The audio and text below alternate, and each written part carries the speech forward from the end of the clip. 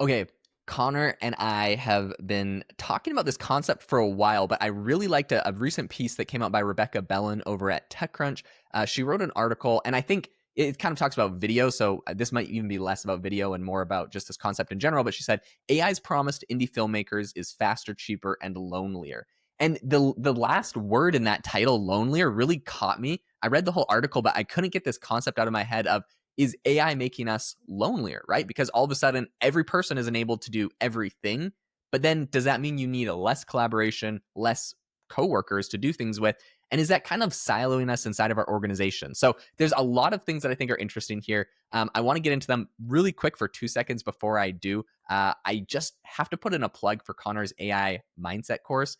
Go check out AImindset.ai, Connor's website that's linked in the show notes. There's some exciting things that are going to be happening. We'll be announcing them in the future, but this course is an incredible place. Go get on his newsletter, specifically, I'd recommend, and he's going to have some exciting updates for you coming out of his newsletter. He releases incredible stuff every day or every week about AI and what's going on in the space. So go check it out. There's a link in the description. Okay, Connor, my question to you is AI making us lonelier, and what can we do about it if it is? So Jaeden, you and I were talking about this offline. So, and it was almost like I wish we had been recording that as a podcast, because you and I sort of like think a ton about, I don't want to sort of say the human condition, right? But first of all, you and I sort of like have, we both have kind of a deep background in like faith and sort of like how this, and we're both family people and we're dads of kids. Your kids are younger than mine. And I think you and I just think about the future and how AI impacts humanity. I think you and I think about that a lot. Probably a lot of people do. The loneliness is so interesting because it's so, to me, in the eye of the beholder. It is very easy to say that AI could make us lonely.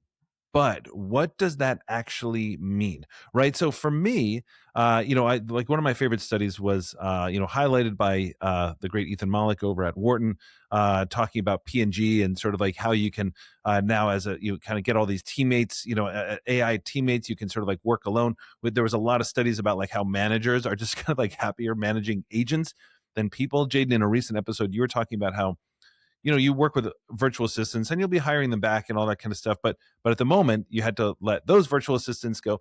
And I'm guessing that for you, it's easier to manage agents than to manage. And by the way, when I say agents, guys, it's not like everybody's running around managing real agents. These are sort of slightly more complex workflows. That's really all I mean. So I don't want to sort of like get everybody FOMO here or anything like that. That's not really what we're talking about.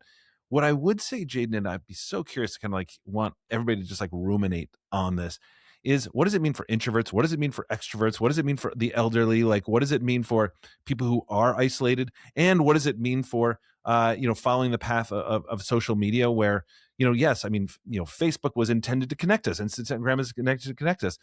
Is it connecting us or is it making us more lonely? My colleague over at NYU Stern, John Haidt, who wrote The Anxious Generation, talks about this stuff all the time, right? John and I have had tons of conversations about.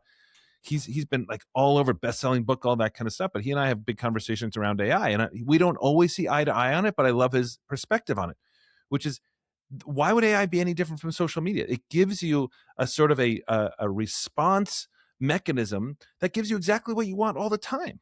And this is why, Jaeden, on a previous episode, I think we were talking about how OpenAI finally sunsetted 4.0. GPT 4.0. Why did they do that? It's because people love 4.0. They were like, oh, we got to 5 and it was like so lame. But now they're saying it was so sycophantic. That's why people loved it, because it was always being like, Connor, you are just the best. And that was, in a way, you could argue, the most dangerous model, right? Because like for a lonely person to sort of go deeper and deeper into this world, that's one thing. The other thing is that, my son Finn and I were just at Brooklyn College doing a joint keynote yesterday, actually.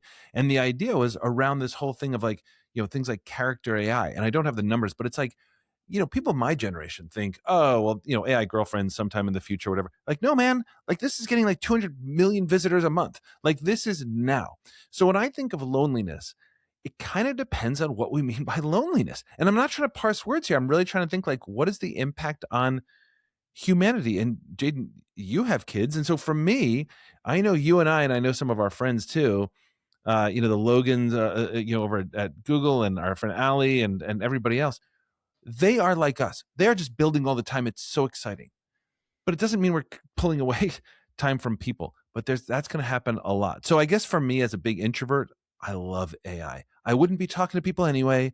This is an amazing companion, but I am worried about what it's doing for younger people. Jaeden, you're a dad, young kids. What do you think? Okay. So I think there's two different sides to this that I'll cover. The first is work. And I think specifically like this TechCrunch article is kind of covering that. It brought up like, so he's an indie filmmaker. And if you're on YouTube, you can watch, I'll be playing like the little video he made, but otherwise we'll just explain. I mean, he's an indie filmmaker and he did a program with Google Flow where essentially they had him come to and work with a bunch of other people and they gave him a bunch of training, and he created this video which is in his personal style. It's him in this video, but the whole thing was created with Google Flow. Now it's a really artistic, really creative, and it's in, it's the same style that he typically creates, but he didn't need any coworkers, he didn't need any cameramen, he didn't need like all of the people that he usually has. He doesn't have them anymore. And so I think that's like the concept of like loneliness is like, is this going to make him more, or him slash us all more lonely? What I will say with work is, and you brought up the example, Connor, of like a whole bunch of virtual assistants that I used to have. At the end of the day, I think for a lot of people, creativity is sparked by being enabled by tools that are less cost prohibitive. And so like, does he not have a cameraman and someone to like bounce ideas off of him anymore? Like, yes, but now he can make twice as many films or twice as creative films. Like, I think he obviously would trade that any day. And so the concept is like, oh no, we're gonna be more like lonely at work. It's like, yeah, but we're gonna get more done. We're gonna be more productive. We're gonna be more successful theoretically, right? And so at the end of the day, like in a work perspective, I don't think this is a huge conversation that matters. Like, we should find other great resources to have community, whether that's, groups and hobbies and church. And like, there's a lot of ways to not be lonely and find groups. And I think double down on those. But like, if you don't have as many coworkers, I don't think that's per se a bad thing. Okay. When it comes to like all of humanity in general, I think that is a really interesting conversation. And I might even take a slightly different side on this, which is that when it comes to like the AI girlfriends and like, having elderly people chat with AI bots because like maybe they're super lonely. In some cases, I've heard the argument made that it's like, well, what if there was absolutely no one for them to chat with and this was the only way for them to connect? And I tend to think that in a lot of cases, we make arguments where we use exceptions to justify like making something the Yeah, default. I think that's right. that is That's one right. of those situations. Like, I agree. could I there agree. theoretically be one person that this is the only possible way they would ever talk to someone? Like, Yes. maybe, but does that mean that all kids in high school should have an AI girlfriend? Like, no, Agreed. that's obviously detrimental to society. So I think yes, maybe there could be some exceptions. I don't even really know when it comes to that kind of stuff.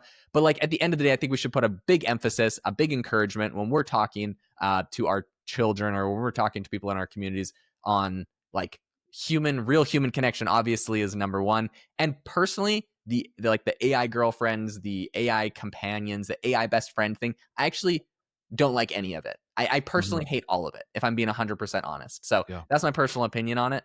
And I'm sure people No, have different opinions because evidently 200 million people like character AI.